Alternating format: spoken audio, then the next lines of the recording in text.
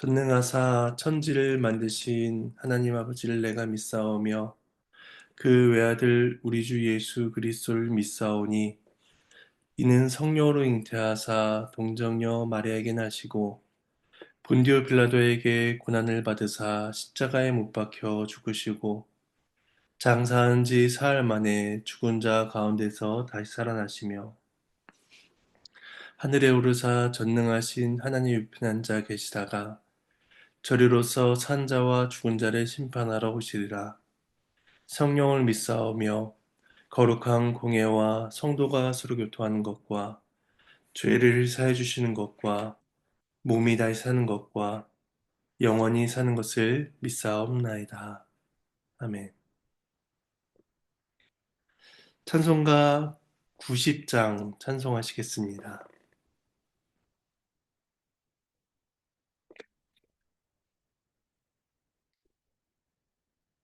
찬송가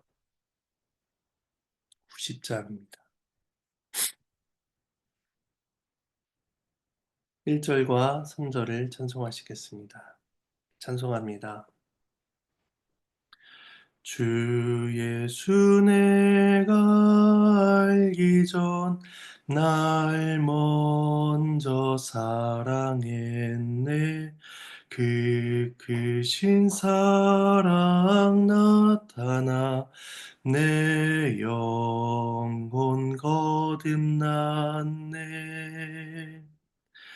주 내 맘에 늘 계시고 나 주의 안에 있어 저 포도 비유 같으니 참 좋 나의 친구 내 진실하신 친구여 그 은혜 내려주사 날 항상 보호하시고 내 방패 되옵소서. 그 풍성한 참 사랑을 네 능히 끊을 소냐. 날 구원하신 예수는 참 좋은 나의 친구. 예, 함께 기도하시겠습니다. 하나님의 은혜에 감사를 드립니다. 이 시간 아가서를 통해서 함께 읽으며 주님의 뜻을 구합니다. 우리를 깨우쳐 주시고 주의 뜻을 분별하여 우리의 믿음과 삶에 이 말씀을 적용하는 은혜가 있도록 도와주시옵소서. 감사를 드리옵고 이 모든 말씀 예수님의 이름으로 기도합니다. 네. 오늘 함께 보실 말씀은 아가서 6장입니다. 아가서 6장 4절에서 13절의 상반절까지 말씀입니다. 함께 주의 말씀을 나누겠습니다. 앞서 5장에서 솔로몬과 슐라미 여인은 멀어진 것처럼 보입니다.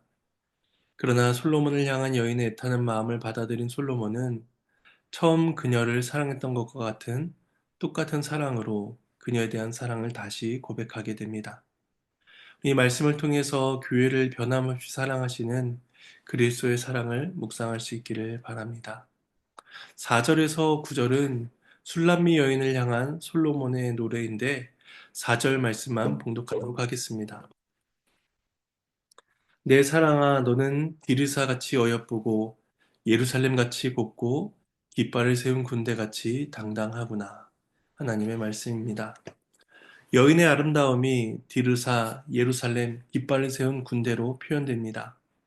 디르사는 사마리아가 북이스라엘의 수도가 되기 전까지 북이스라엘의 수도 역할을 한 곳으로서 북쪽의 대표적인 도시다라고 할 수가 있습니다.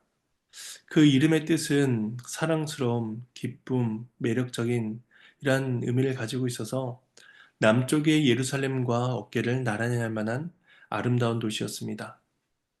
그리고 예루살렘은 시편에서 높고 아름다우며 온 세상의 기쁨이다 라고 불리기도 하고 잘 짜여진 도시, 평강의 도시다 라고 불려지기도 합니다. 이처럼 디르사와 예루살렘은 북쪽과 남쪽에 각각 위치해 있으며 이스라엘의 모든 도시들을 대표하는 도시다라고 말할 수가 있습니다. 또한 그녀의 아름다움은 군대 행진에 독보적으로 높이 들린 그러한 깃발처럼 장엄하며 당당하게 보여줍니다. 화려하기만 한 것이 아니라 단순히 아름답기만 한 것이 아니라 역동적이고 기품 있는 모습 속에서 조화롭게 드러나는 그런 아름다움이 그녀에게서 보여지는 것입니다. 우리는 주님 앞에 선 교회가 이뤄야 된다는 것을 보게 됩니다.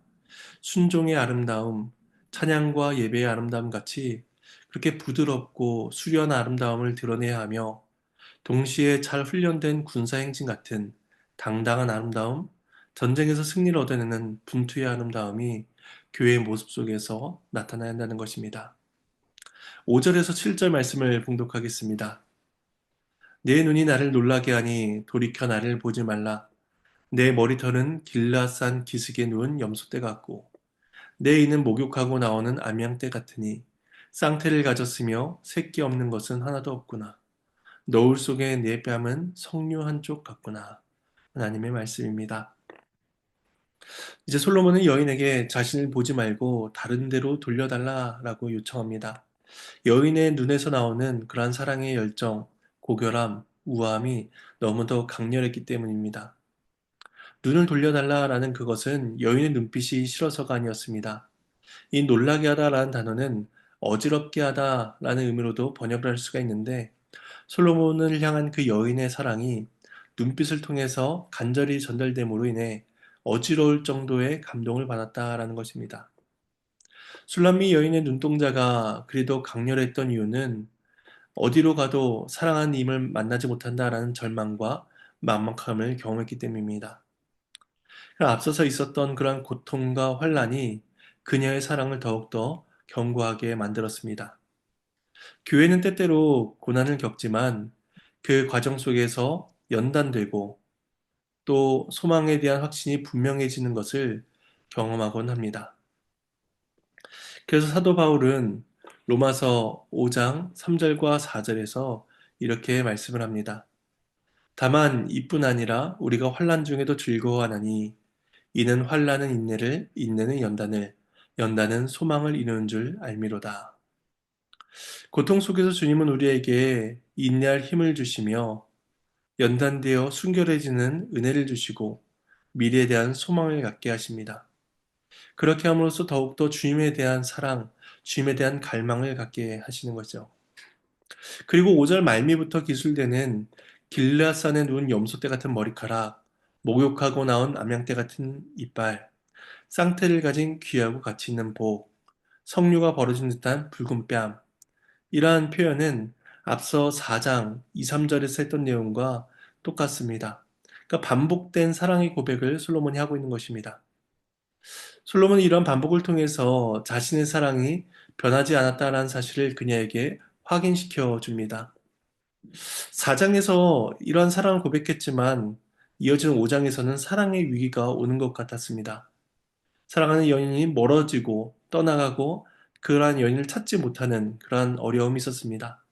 그러나 이제 6장에서 다시 이전과 같은 사랑을 동일하게 고백하면서 여인을 향한 솔로몬의 사랑이 조금도 달라지지 않았다는 사실을 보여줍니다. 이러한 솔로몬의 사랑은 교회와 주님과의 모습을 보여줍니다. 우린 때때로 주님으로부터 멀어진 듯한 일들을 경험하곤 합니다. 기도를 통해 주 앞에 나아가는 기쁨을 누리지 못하고 예배 가운데 임재하시며 말씀을 통해 가르치시는 그 사랑을 누리지 못할 때가 있습니다. 하나님께서 우리의 삶을 돌아보시지 아니하신다라고 느낄 때가 있습니다. 그런데 그러한 영적인 침체의 시기가 회복되고 난 후에 하나님의 은혜를 돌이켜 본다면 하나님은 결단코 우리를 멀리 하신 적이 없으시다라는 사실을 우리는 깨닫게 됩니다. 하나님은 우리를 향한 사랑을 단 한순간도 거두신 적이 없으십니다. 우리가 주 앞에 불순종하고 나태해진 그 순간에도, 그리고 혹 베드로처럼 주님을 배반하고 떠난 그러한 순간에도 주님께서는 선택하신 자들을 사랑하셨습니다. 따라서 우리는 신앙생활 속에서 이러한 주님의 사랑을 더 깊이 알아가고 배워가야만 하는 것입니다. 이어서 8절과 9절 말씀을 봉독하겠습니다. 왕비가 60명이요 후궁이 80명이요 시녀가 무수하되 내 비둘기 내 완전한 자는 하나뿐이로구나. 그는 그의 어머니의 외딸이요 그 낳은 자가 귀중하게 여기는 자로구나. 여자들이 그를 보고 복된 자라 하고 왕비와 후궁들도 그를 칭찬하는구나. 하나님의 말씀입니다. 여인을 향한 솔로몬의 사랑 고백이 이어집니다. 왕비가 60, 후궁이 80, 시녀가 무수히 많대. 숫자가 점진적으로 증가하는 이러한 표현들을 통해서 많은 여자들이 있다라는 것을 강조합니다. 하지만 그 많은 사람들 중에서 절대적이고 완전한 사랑, 순수하고 진실하며 유일한 사랑은 바로 당신 한 명뿐이다라고 고백하고 있는 것입니다. 그래서 솔로몬은 내 비둘기, 내 완전한 자는 하나뿐이로구나라고 말하고 있습니다. 우리는 교회를 향한 주님의 모습 속에서 이러한 사랑을 또 발견하게 됩니다. 세상에 많은 사람들이 있습니다. 학벌이 좋은 사람도 있고, 외모가 탁월한 사람도 있고, 사람들이 보기에 흠모할 만한 것이 많은 사람도 있습니다. 그런데 주님은 그렇게 무수히 많은 사람들 중에서도 교회를 향한 특별한 사랑과 은혜를 보이십니다.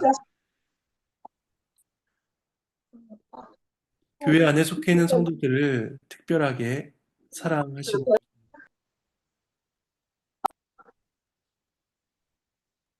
어, 그렇다면 저와 여러분 중에서 예수님께서는 누구를 더 사랑하실까요? 주님은 성도들 중에서도 어떤 성도를 더 편애하시는 게 있으실까요? 그렇지 아니하십니다. 주님 모든 교회와 성도를 똑같이 극진한 사랑으로 사랑해 주십니다. 사랑의 기준이 우리에게 있지 않고 하나님에게 있기 때문입니다. 그리고 사람은 누군가에게 집중하다 보면 다른 누군가에게는 소홀해질 수가 있습니다. 사람은 유한하기 때문이죠. 하지만 주님은 전능하시며 영원 무한하십니다. 그 사랑이 한이 없으십니다. 따라서 우리는 한 사람 한 사람을 향해서 내 완전한 자는 너 하나뿐이로구나 라고 말씀해 주시는 그러한 주님의 사랑을 우리는 볼 수가 있습니다. 여인에 대한 소중함, 특별함이 어머니의 그런 외딸, 낳은 자에게 귀중하게 여긴 자다라고도 이제 거듭해서 표현되고 있습니다. 9절 말미에서는 왕비와 후손들도 그녀를 칭찬한다고 말합니다. 이것은 과거 그녀가 사람들로 받았던 조롱의 상처가 완전히 씻겨지고 회복되고 있음을 보여줍니다. 교회는 연약하고 부족합니다. 때론 세상으로부터 조롱과 핍박을 받기도 합니다. 그러나 마지막 때에는 세상 만물이 교회를 향한 주님의 사랑이 합당하다는 것을 인정하게 될 것입니다. 교회가 칭찬받을 만큼 탁월해서가 아닙니다. 교회를 선택하신 하나님의 사랑이 탁월하시기 때문입니다. 그리고 그 교회를 영화롭게 만들어 가시는 하나님의 능력이 탁월하시기 때문입니다. 교회는 세상으로부터 칭찬을 받게 될 것이며 그 칭찬은 하나님을 향한 찬송으로 올려지게 될 것입니다. 10절은 여인을 향한 사람들의 칭찬의 내용입니다. 말씀을 봉독하겠습니다. 아침 빛같이 뚜렷하고 달같이 아름답고 해같이 맑고 깃발을 세운 군대같이 당당한 여자가 누구인가? 하나님의 말씀입니다. 사람들이 술람미 여인을 네 가지로 묘사합니다. 첫째, 아침빛같이 뚜렷하다. 이것은 땅에 붉게 비친 아침빛처럼 황홀한 아름다움을 지녔다라는 것입니다. 또한 달같이 아름답다라고 이야기합니다.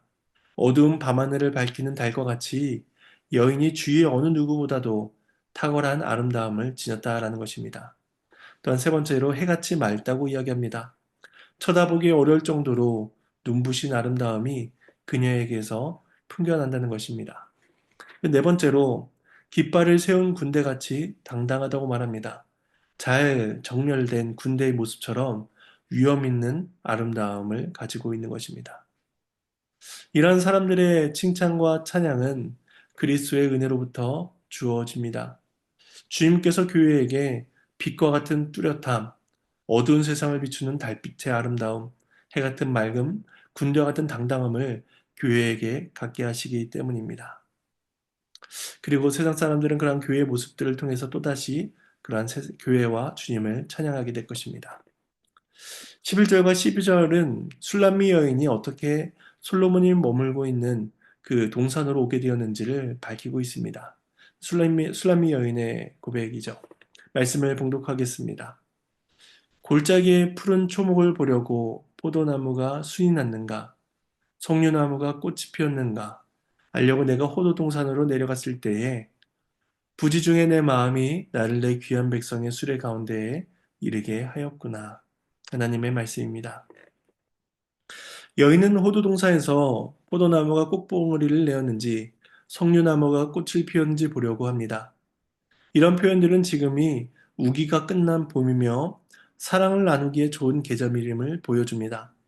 앞서 2장에서 솔로몬이 사랑을 고백할 때에 꽃이 피고 새가 노래하며 나무가 과실을 맺는 계절이 왔다라고 했는데 이제 멀어졌던 관계가 새롭게 되고 서로에 대한 사랑이 회복되고 또한 그들의 사랑이 다시금 짙어질 수 있는 그러한 봄날이 온 것을 다시 이야기하게 됩니다. 근데 12절에서 여자는 자기도 모르는 새에 어디론가 이르게 되었다라고 말을 합니다. 그것은 바로 귀한 백성들의 수레입니다. 술람미 여인이 솔로몬을 만나고자 하는 열망을 가지고 호도 동산으로 갔는데 자신도 인지하지 못한 새에 그 수레, 바로 솔로몬의 수레 가운데 있게 되었다라는 것입니다.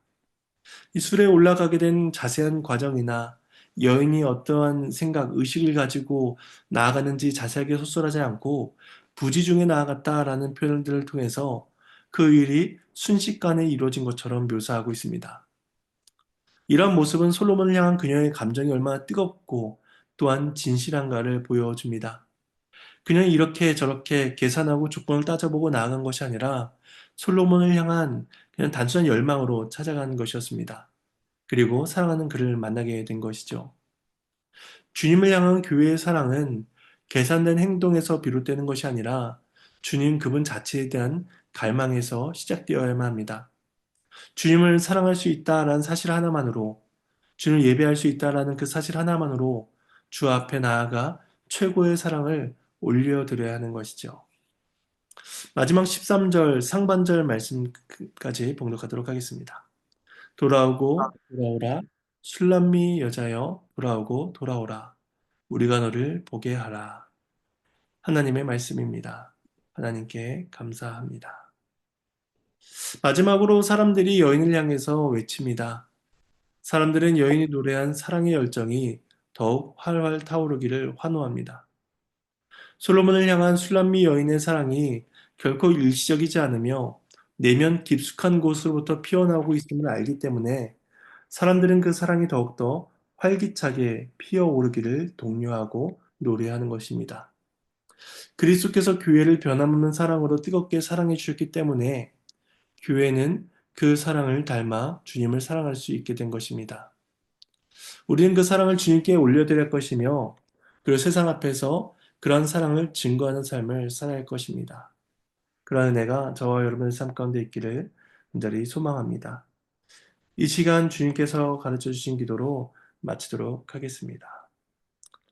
하늘에 계신 우리 아버지여, 이름이 거룩히 여김을 받으시오며, 나라가 임하시오며, 뜻이 하늘에서 이루어진 것 같이 땅에서도 이루어지이다.